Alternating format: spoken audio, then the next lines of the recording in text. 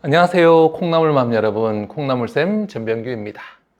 오늘은 청소년들의 성과 임신에 대한 이야기를 좀 해보려고 합니다. 청소년 성 경험 연령이 갈수록 낮아지고 있고요.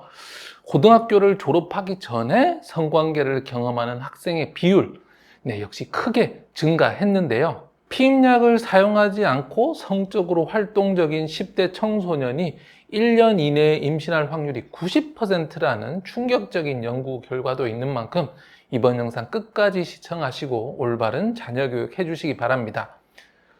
요즘 성문화, 우리가 청소년이던 시기와 비교했을 때 정말 비교하기 힘들 정도로 개방적입니다. 우선 각종 미디어에서 성에 대한 이야기를 쉽게 볼 수 있습니다. 넷플릭스에서 신동엽 씨와 성시경 씨가 해외 성문화를 탐방하는 그런 프로그램도 있고요.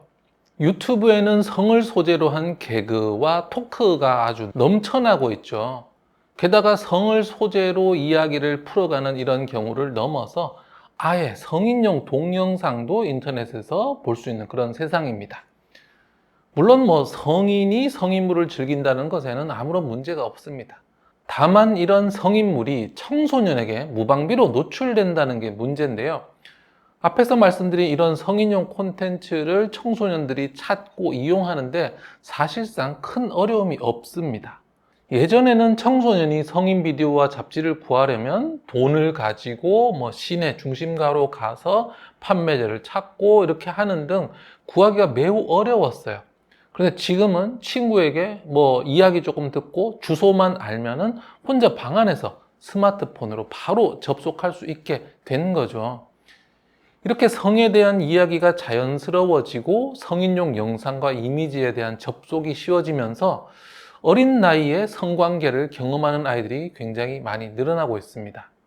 중고등학생을 대상으로 한 조사에서요, 전체 5%가 성관계를 경험했다고 하는데요. 5%라면 20명에 1명, 한 반에 1명 정도죠. 이게 생각보다 그렇게 많지 않구나 이렇게 할 수 있는데 놀라운 것은 이겁니다. 5%는 중고등학생 전체에 대한 비율이고요. 그런데 고3 학생에게 성관계를 경험했느냐라고 물었더니 성관계를 경험한 학생이 고3 남학생 경우에는 34.4%였습니다. 고3 남학생은 3명 중에 1명이 성관계를 경험한 거죠. 남학생이니까 조금 더 높고 여학생은 낮을 거라고 생각하시나요? 고3 여학생 중 성관계를 경험한 학생은 32.8%로 거의 차이가 없었습니다. 여전히 3명 중에 1명은 성관계를 경험을 한 거죠. 이는 2014년부터 16년까지의 연구 결과인데요. 그때 당시에 성관계를 처음 경험한 나이가 평균 13.1세라고 합니다. 그런데 이 성관계를 처음 경험하는 나이가 매년 빨라지고 있거든요. 2021년 연구에는 12.8세로 낮아졌습니다. 5년 새에 0.3세가 낮아진 거죠. 그러면 고3 학생 중 성관계를 경험한 비율 역시 조금 더 높아졌으리라 예상할 수 있습니다. 결국 성인이 되기 전에 성관계를 경험한 학생이 전체의 3분의 1이고 이들이 처음 성관계를 경험하는 시기가 초등 6학년 말이라는 겁니다. 생각보다 엄청나게 많은 학생이 고등학교 졸업 전에 성관계를 하고 그것도 아주 매우 이른 시기에 경험한다는 사실이 너무 충격적인데요.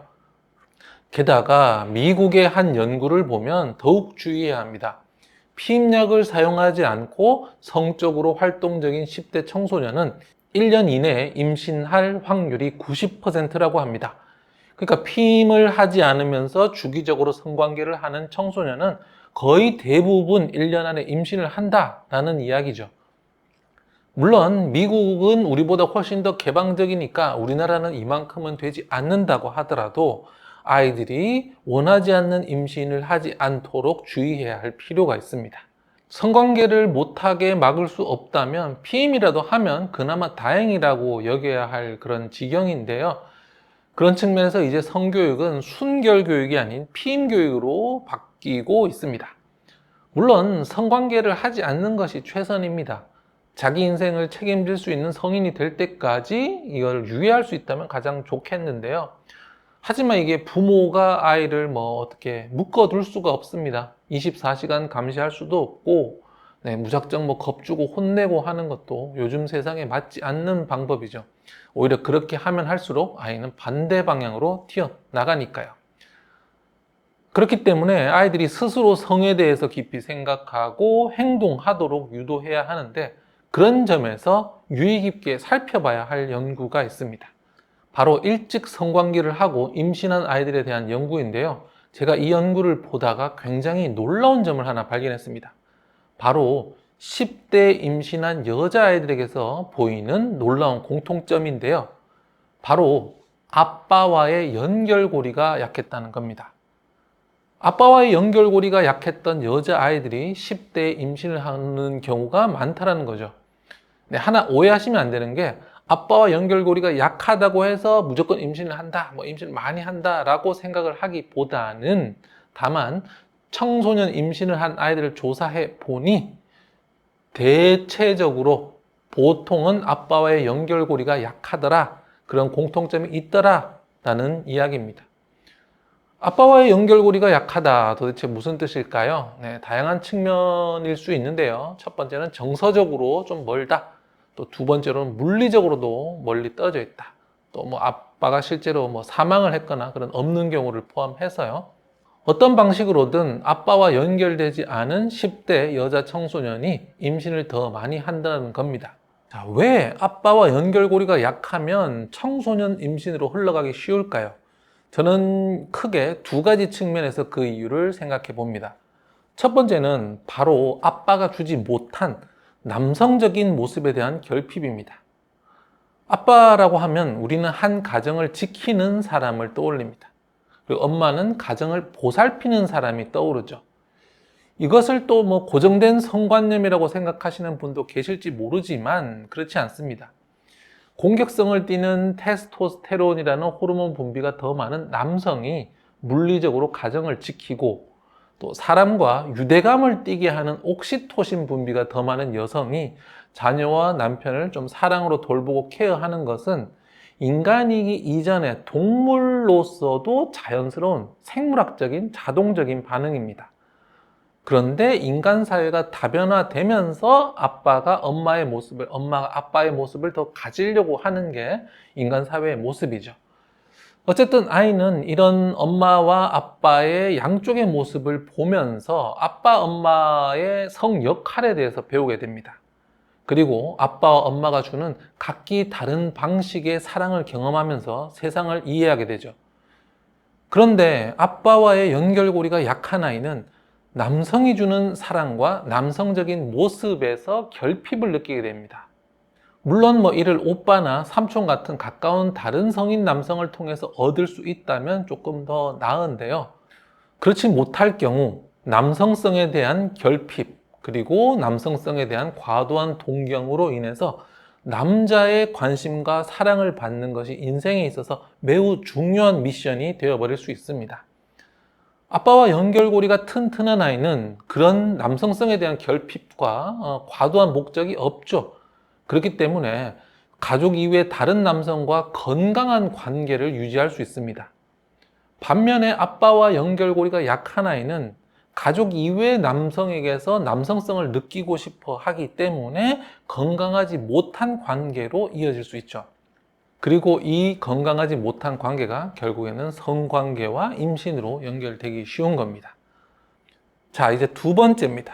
두 번째는 아버지가 폭력적이거나 무책임하게 행동하는 등 성격적으로 나쁜 특징을 보일 때, 그럴 때 그 아버지의 딸은 나쁜 남자를 분간할 힘이 적어지게 됩니다. 사람은 자극에 익숙해집니다.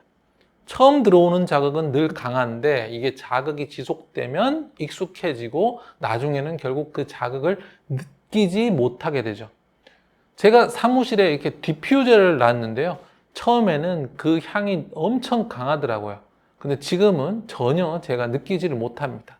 결국 이 자극에 코가 익숙해진 거죠. 이와 마찬가지로 아빠의 폭력성이나 무책임한 행동 등에 어릴 때부터 노출된 아이는 그런 폭력성과 무책임한 행동에 문제가 있다는 사실을 인식하지 못합니다. 그게 표준이 되어버리는 거죠. 태어나서 어릴 때부터 봐온 모습이 아빠가 매일 뭐 술 먹고 욕하고 때려 부수고 던지고 또 남들이랑 시비 붙고 네, 또 술 먹고 또 출근 안 하고 네, 이런 모습을 계속 봐왔다. 그러면 아이가 이 모습에 익숙해집니다. 그러면서 건강하고 책임감 있는 행동, 그리고 그런 행동이 불러오는 행복한 삶에 대한 인식이 아예 없어요. 그러면 어떻게 되느냐? 네. 그렇게 아버지처럼 나쁜 행동을 하는 남자를 만났을 때 그것이 이상하고 비정상적이고 잘못되었다는 생각을 하지 못합니다. 왜냐하면 아빠가 늘 그랬으니까요. 남자친구가 그런 행동을 해도 이상함을 느끼지 못하는 겁니다. 만약 부모가 책임감 있게 행동하고 아이를 정말 사랑하는 부모 밑에서 자란 아이는 이렇게 부모가 욕하는 걸 들어본 적이 없잖아요. 그래서 누군가가 자신에게 욕을 하면 깜짝 놀랍니다.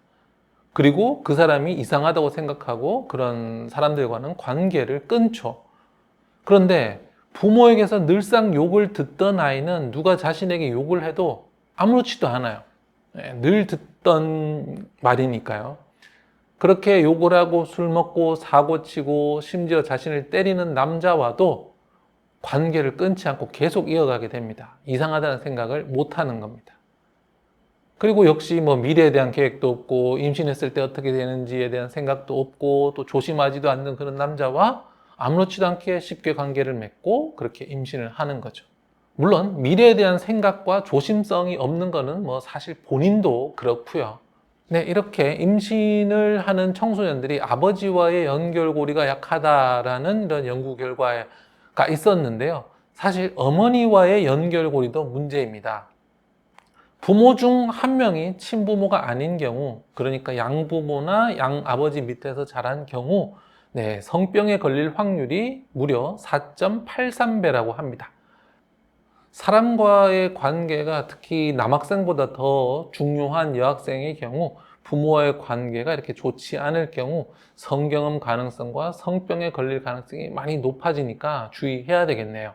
그런데 앞에서 말씀드린 내용은 사실 남자아이에게도 그대로 적용이 됩니다. 네, 남학생의 경우에는 엄마와의 연결고리가 약할 경우 여성에 대한 막연한 동경을 가지거나 반대로 여성에 대한 혐오로 나타날 수도 있습니다. 엄마가 지나치게 지배적이고 억압적이어서 아들을 많이 억압했다. 그러면 그의 아들은 여성에 대한 혐오를 가질 수 있고요. 엄마에게서 충분한 사랑을 받지 못했다. 또 공부를 잘할 때만 사랑해 주는 등 조건적인 사랑을 받았다면 여성과 합의라는 것이 삶의 목표가 되는 등 잘못된 행동 양식이 나타날 수 있습니다.